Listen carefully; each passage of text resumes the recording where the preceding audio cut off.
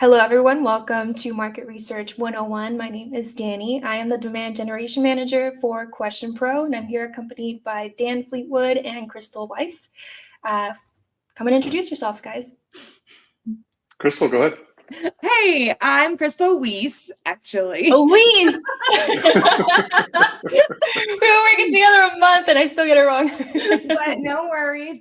We're so excited to be here. I'm the Director of Marketing at Question Pro, and often you'll find me on our live shows and joining here with Danny for our first episode of MRX Unplugged.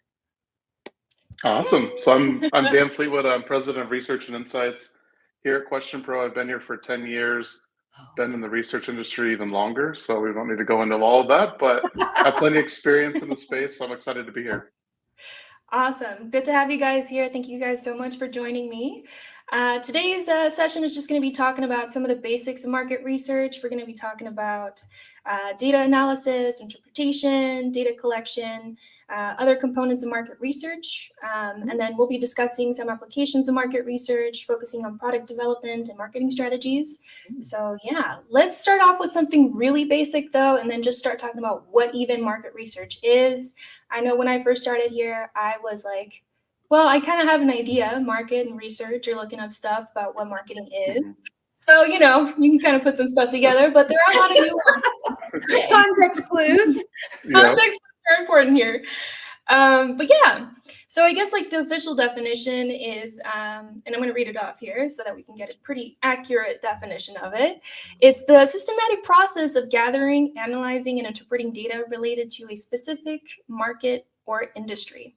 It involves the collection of information about consumers, competitors, and the overall market landscape to gain insights and make informed business decisions. So, as you guys are the subject matter experts, do you guys kind of agree with that? Is there anything a little more nuanced that you guys want to touch on? No, I mean, I think that's pretty accurate from like a textbook perspective. I would say realistically, like businesses are doing research on their products so they can sell more. That's really what it comes down to, and how they do that depends on, I guess, what they're trying to sell, what they're going after. It could be doing research on products, it could be pricing, it could be ad testing. So, I mean, the definition definitely is what market research is, but I think it's a little more, not nuanced, but there's more to it, I think. And just to be general, like that's really what all market research is doing research on your products or services so that you can maximize revenue. Yeah. That's largely what it is. I think what the traditional view of market research misses is somebody who came into it not 10 years in. No offense, Dan. No offense taken. There is the like, you can Google what market research is, but when you get into it, not only is it product or services, it's also consumer research, it's employee research, it's any touch points that really involve your business impact and frankly your bottom line impact. I think that's where a lot of the boards, executives, like the people who are like in schools doing market your serial like researchers, like academic research versus business research. I think is missed sometimes. Where Question Pro is really focused on the business aspect of market research, and we have academic users, but they approach market research in a very pure form. Yeah, no, I think it's a good point because there's research academics do could be on any variety of things from psychology or different clinical studies or anything like that, which definitely is research. But when you apply the market research lens to it, to your point, Crystal, it's more around just doing research on products or services to not only influence the bottom line, but to help make better decisions too. So there's definitely two sides to it. So from the academic side or the more consumer research side, I'll say. Yeah. And then there's I would say the sad truth that market researchers do so much research, and then sometimes it's like to make informed business decisions, and you're like, we would love for them to do that. No, I mean, it's a good point, right? You can collect all the data in the world, you can analyze it, but unless you're acting on the data, then it's kind of useless. So yeah. And that's actually a really good segue to go into some of the essential components of market research. So data collection is the critical step in market research. It can be done through various methods, such as surveys, which provide quantitative data, interviews, and focus groups that offer qualitative insights. But we'll be touching that on a different webinar since we're going to stay pretty basic because that's pretty in-depth stuff. And then observations for real-time behavior analysis. So with Question Pro, do we have any applications that we tend to kind of use with our software? Where do you guys kind of find that this fits with Question Pro? Well, Crystal, looks like you want to say something. Yeah. I was like had a lot going through my mind because it took me so long to capture quantitative and qualitative, and then also with you do like an observational, right? And it just made me think about this one time Dan told me that they used to do surveys standing on corners, like holding out petitions for people. They still do. They still do that with intercept type surveys. So it made me think about the progression of surveys and market research and how quantitative is based on, let me see if I get this right, Dan, traditional surveys where you're not getting the like open-ended feedback or like emotional cues or verbal or physical cues. It's just like question and answer, question and answer, question and answer. Whereas qualitative, you can you're recording them, you're sometimes in person or on Zoom, and you are getting the physical and the emotional cues and probably a little bit more explanation and kind of like what we're doing here. And then real-time behavior analysis is like observational research where you're observing what's happening and recording it. Is that right, Dan? Yeah, you've learned so much. I'm so proud. No, that's true. So, I mean, I think you're right with, essentially, if you think about, let's say that someone's giving away free ice cream, right? And they say, okay, 1 in 30 take a free ice cream. That would be quantitative insights. But if you said, well, now why is only 1 in 30? Who are the people that are taking these? Why are they doing it? That would be more of a qualitative insight. So you really get to the why. I think with quantitative insights, what you're really looking for is more closed-ended questions that you can like accurately apply percentages to, right? Like 25% of this, 75% of this, and call it good. Where it's open-ended or qualitative research is that it's more open-ended responses, more the feels, I guess, of things, right? Like, how do you feel about this? How do you feel about that? And each can be used in different stages of the research process too. So typically early on, you'll do a lot of focus groups or qualitative analysis to really understand like what you should be asking about, what customers potentially want. And then you'll kind of back that up with more quantitative research in the process. And some people even do follow-up qualitative research to help understand additional context from the quantitative research they collected. So it really runs the gamut. I think traditionally, quantitative research kind of more like, more buttoned up, more formal, and qualitative research seem a little more, not flamboyant, but more like, kind of more out there, lively, like that kind of thing. So there's some fun memes out there of quantitative and qualitative research, at least in the research world. I think they're fun. Fun memes for researchers. Yeah, exactly.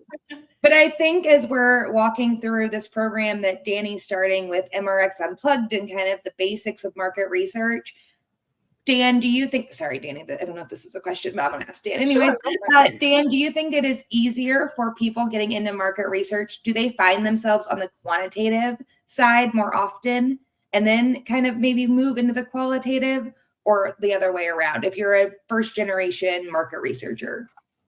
I think it really depends. So if you find yourself, if you are someone that's like really into numbers and backing up data with numbers and spreadsheets and really analyzing data to draw conclusions, then I would say probably look more on the quantitative side. If you're someone that really likes people, you like to do face-to-face interviews, really get to the why, kind of get more in depth, and still kind of do research, obviously, because at the end of the day, you need that. But then I would think you'd probably want to go more into qualitative. So I think it kind of depends on the person. You can even see a difference between quantitative research and qualitative research, just in terms of, personality, whether they'll admit it or not, maybe something different, but you can definitely get a feel for the difference. Now, some people can do both, right? Hey, I like to do quant and I can also do qual. You'll find a lot of people specializing in one or the other, just because, we're only scratching the surface here, right? Mhm. I was kind of joking earlier when I said the difference between, quantitative and qualitative, but it gets a lot more nuanced than that as you can continue to go down some of the different techniques and so forth. So I would say it really just depends. And, I would say if someone's new getting into it, try out both. Like, there's nothing stopping you from doing some quantitative research, doing some qualitative research, and seeing which one you think you're a best fit for. Cool. Sounds great. Well, awesome. That was very insightful. Appreciate it. One of the other components for market research is data analysis, and that one is just basically once the data is collected, the next step is the analysis. Obviously, you spent a lot of time trying to figure out what it was that you wanted to start the research on. Now you're focusing on trying to answer a question with data analysis, I would say. So this involves examining the data to identify patterns, trends, and correlations that can provide valuable insights into marketing dynamics. Tools like statistical software and data visualization are often used in this phase. That's the textbook definition there. But let's go ahead and translate that, because that had a lot of different words. Yeah, I mean, once the data is collected, what do you do with it? You need to analyze it and see what conclusions you can draw to apply those reasons to whatever you're doing, right? So if you're doing, let's say you're testing an ad, right, and you run a survey against an ad, you could also do some qualitative research against an ad. But at the end of the day, from the data you collected, what insights and conclusions can you draw to then affect the business, right? And I think that's really what data analysis is. Now, there's a lot of different tools and techniques to do that, and Question Pro has all of those built into its platform. And this is really when I think like the data comes to life, so to speak, right? And I think this is where you can really draw some of those conclusions that can affect the business and really make some key insights and decisions based on it.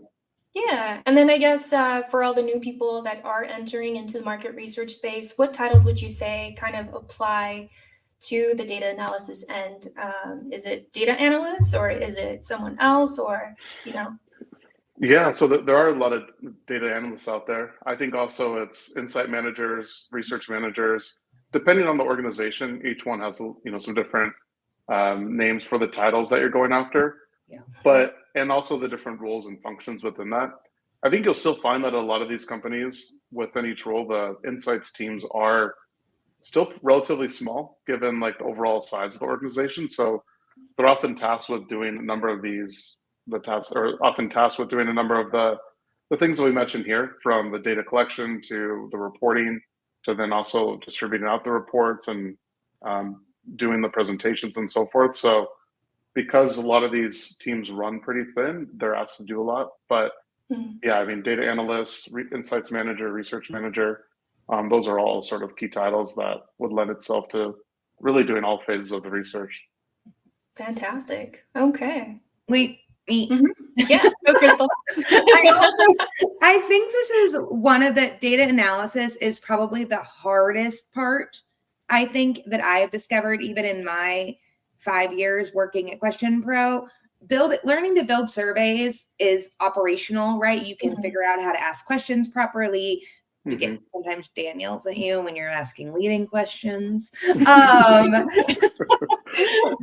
can learn to write, but there is a point where learning to make surveys better is informed by how you want to analyze the data, right? So you're gonna choose certain question types based on the analysis that you want to run. And if you're a young market researcher and you didn't go to school for research, right? You didn't have a market research program, but you found yourself kind of in an insights track. I think that diving into data analysis from not only and almost working backwards to your surveys is really important. And we definitely, I know this is on Danny's agenda for more episodes, but we could spend entire episodes on certain question types and how to analyze them. Yep. And I think data analysis is probably the hardest one to pick up naturally. At least it has been for me. I Walking feel like that comes with experience, right? new to the insights world.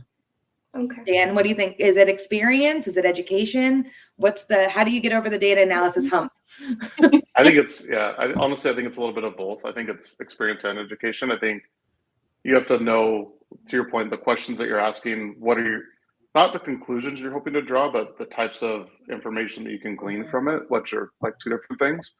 And then also just the experience of putting different questions together, running different, like we're getting kind of nuanced here, but different splits of the data. So if you want to see how like different genders answered, or you want to see how different age groups answered and how that applies to different things, like that gets into it. So you kind of need to know what areas of the data you want to look into.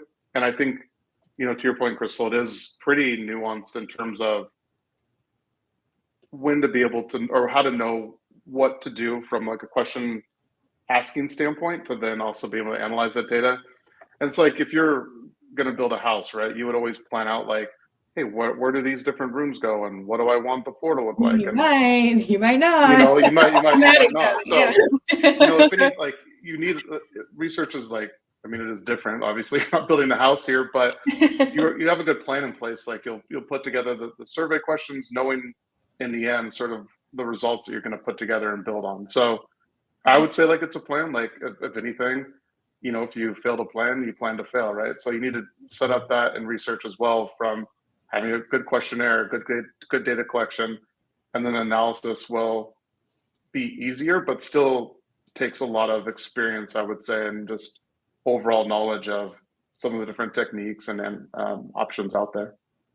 But I will say the best way to do stuff is just to do the dang thing, right? I agree. Yeah, just do the dang thing. Oh yeah, yeah. All right. Well, very cool. That was super insightful. I appreciate it, guys. And then I guess we kind of touched on it a little bit, but this comes back to interpretation, I guess. So this is, basically we are drawing meaningful conclusions from the analyzed data and provide actionable recommendations. We could do it in a scholarly way, which is, going back to like research for schools, all that good stuff. And then also for business decisions. You can do anything for strategies, launching a product, or just entering a new market. For someone that is kind of brand new into this, do you guys think as well that maybe like the interpretation just comes with time, skill? Like, what's your guys' opinion on this? Yeah, I think time, skill, and technique that you're doing. So Yeah. I think especially if you're doing something new in research that you haven't done, you can certainly like go off of your prior experience, and then it will help you out with other methods and so forth. But if you're new coming into it, which is repetition, getting the reps in and just analyzing data sets, drawing the conclusions, reporting on it. Once you do it a few times, you'll start to get more of a hang of it. And then, but still, I mean, there's, you'll learn new things every day in terms of the research you're conducting. I'm sure we can do a whole episode on how like Gen AI is advancing all of these things and really helping researchers out. So that's a whole other topic that I'm sure we'll get into in a future episode, but there's a lot there. Exciting. We're like, we could talk about so many things, guys. I think it is like, there is a lot to research, and you can get in depth, like all these different things we're talking about could be like its own series on its own. So, but I think that's also good, right? Because it creates a lot of opportunity. There's a lot, like, for instance, we mentioned earlier, your personality type kind of may depend on like what area of research you want to go into, whether it's more quantitative or qualitative. And the good news is there's avenues out there for really all types of personalities and people. So it really is, I think good in that regard, because you're not kind of pigeonholed into one type of methodology or one type of research. And that, I would say, to Dan's point about being pigeonholed to methodology and interpretation, there are companies that like to interpret data a certain way, right? And it's like, I have a little bit of a, Dan knows that it bothers me sometimes when we have like, when we're trying to publish data and people are like, well, did you interpreted it this way? And I believe that you have to interpret it this way. And so don't let yourself like get pigeonholed, to Dan's point about certain interpretations. If that's the way that your company or the people you work with, if that's their methodology, obviously you don't want to rock the boat, but remind yourself that there are multiple options for a lot of this stuff over time, whether you're going to do something Dan and I argue about a lot is weighting and balancing, or we don't argue about it together. We argue against people. We're on the same team. Same team, yeah. Yeah, we got to prove it to other people. There are a lot of options for interpretation, and most people will sometimes say, well, my interpretation is the right interpretation. And so you just have to make sure that you understand your methodologies and that you have your talking points of why you interpreted it something this way, maybe when someone else interpreted it another way. So just be like strong in your market research convictions, I guess. Yeah.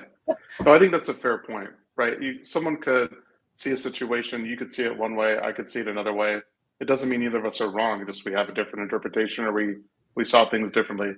The same thing can be true in research as well, where you might apply a certain lens to it, your certain filter, your area of expertise, and that would lend itself to one conclusion, and someone could come to another conclusion. It can get a little more, definitive from there, I would say. But and not to say the conclusions are vastly different, but there's more than one right answer oftentimes, right? And being able to back that up with sound data, I think is the key point. Yep. All right. Well, awesome. So I guess we kind of have been segueing into things pretty fluidly here. It's like we're really good at our job. Oh, yeah, it's our job. So this one is about the applications of market research, specifically for like product development. We kind of touched on it a little bit in terms of what kind of ways we can interpret that data, different opinions, all that good stuff. But I guess when it comes to stuff like product development, market research is pretty vital for that. By understanding the consumer's needs and preferences, businesses can design and refine products that meet market demands. This reduces the risk of product failure, increases the likelihood of success in the market. That's the textbook definition here, but let's go ahead and translate that. You take this one, Dan. I got the next one. Okay. Wait. Okay. No, I mean, that's essentially it. I think it goes back to what we were even talking about earlier, where when companies are producing new products, millions, if not billions of dollars are on the line. So they want to make sure that they're making informed decisions, at least what they think that the market wants, and having good data behind that to back it up, right? I think that's really what they're after. So it could be as simple as, hey, I want to change the packaging. What should we do here? Will this packaging lend itself to increase sales or greater awareness or adoption, whatever that end goal is, all the way to, products. And when you think about all the different products out there, obviously it's vast, right? And all the different industries, whether it's, car, video games, technology, banking, all of these companies have products they're trying to sell. They need to try to maximize the product and the changes that they're going to be making to them, or even new products they're coming out with.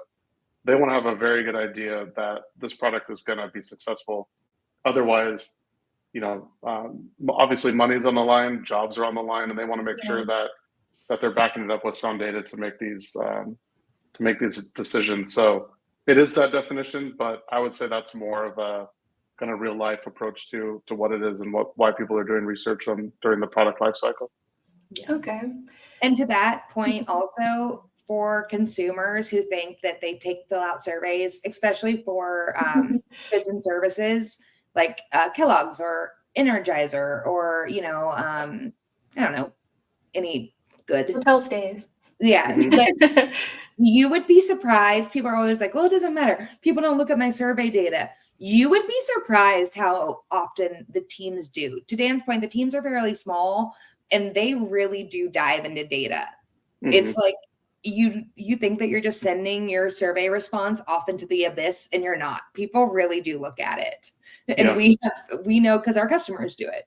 And that question, you think like, oh, I'm just gonna answer this. Like, take the time to answer, because to Crystal's point, there are people that are using this data and relying on it, and to draw those conclusions, from it. So it doesn't just go into a black box. Like, there's actually people that look at the data and make decisions off of it. So if you want a chance to have your voice heard, like that's definitely the way that you can do it, is by contributing to surveys and giving your opinion.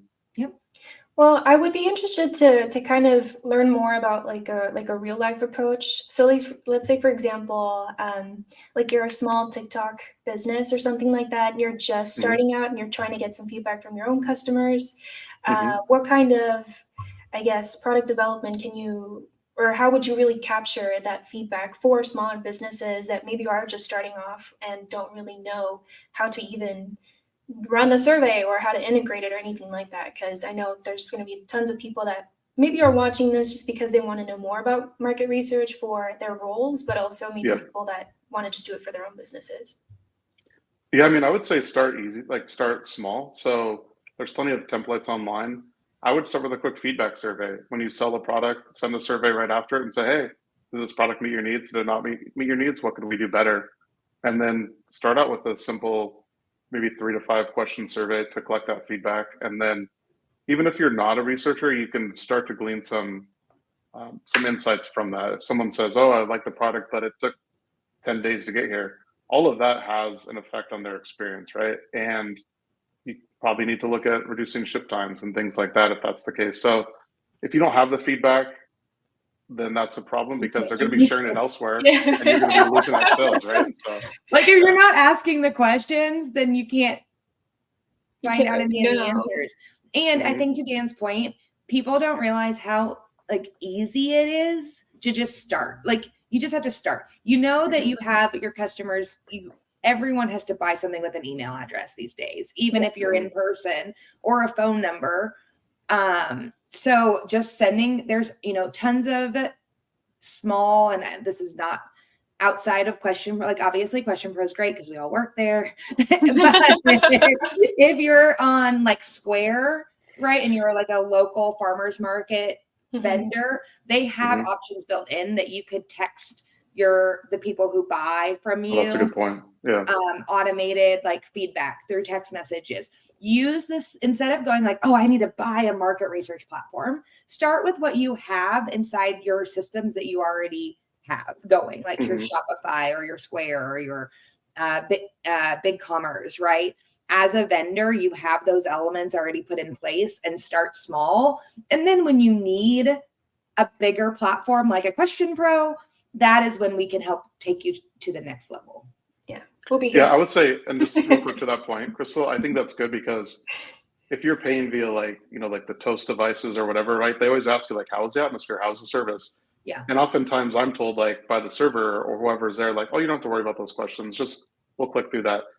But if you have employees, or even if you're doing it, have people fill it out and really utilize that feedback, honestly. And then to the second point, if you really want true, honest feedback, don't ask someone to give you 5-star rating, like from the get-go, like, oh my God, that happens all the time. I know, but that's like, Dan's like, I don't do it. Don't do that, because you're biasing the results. You might not even collect it. Like you're collecting the data just to collect it at that point, which is pointless. So to boost your if you're doing this, exactly. So those would be my 2, pet peeves, I guess, like you would say. But pretty right. If you're going to collect the data, be willing to take what the results bring back, good or bad, I would say. So.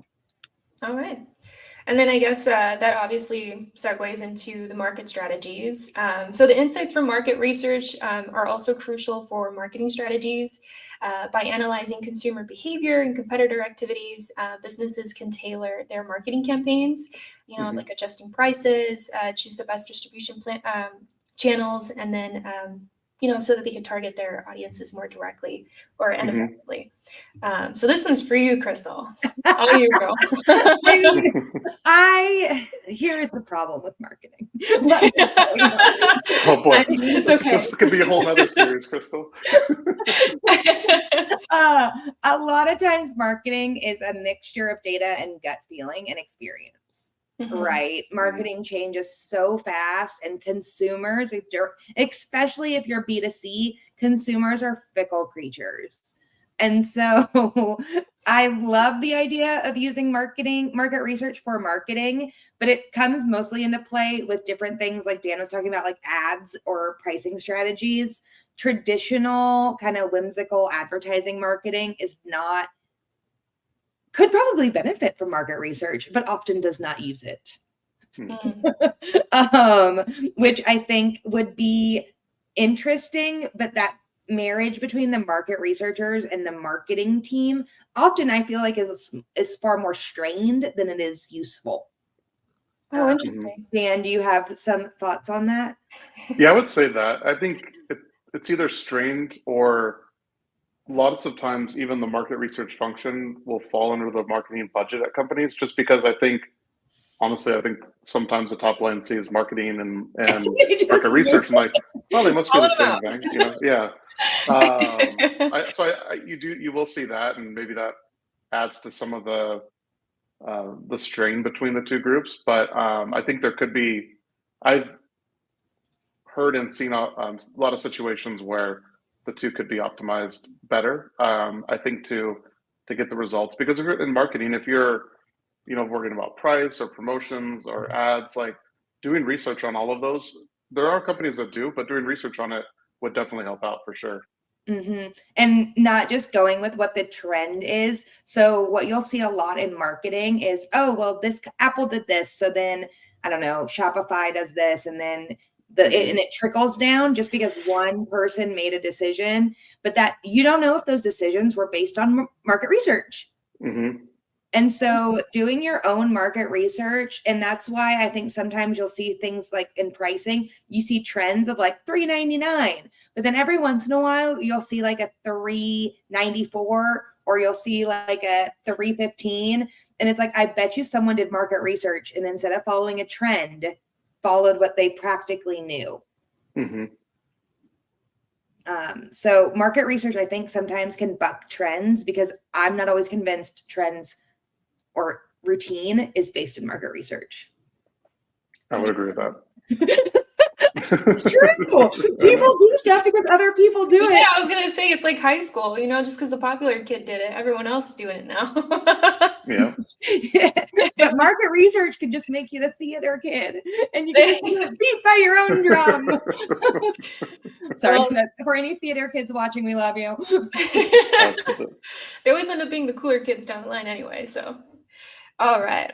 Okay, so I wish I was a theater kid. I didn't get to that, but that's okay. Okay. Well, thank you guys so much for joining. It was really great to do the Market Research 101 series here, Market Research Unplugged. I'm excited for you guys to join future series. In case you guys wanted to know, we're going to be summarizing what we talked about here, in case you just want like a brief overview and you just kind of scroll towards the end. We talked about market research, discussed its essential components, with the data collection, data analysis, and its interpretation. And then we explored the applications, which was in product development and market strategies. Thank you again to Dan and to Crystal for joining me and co-hosting. I really, really appreciate it, guys. But yeah, any last last words? No. Waiting for you. No, this is awesome. We're so excited for this new series. Hopefully Dan and I will not always be the guest, but he is. I would say Dan is the subject matter expert for all of us. He taught me. You're getting close, though. I'm proud of you. I'm getting so close, guys. One day I'll get there too. Yeah, You guys are coming on this journey with me. Love it. Well, this has been great. Thanks for having us on MRX Unplugged, and we sound looking forward to the next one. Yep.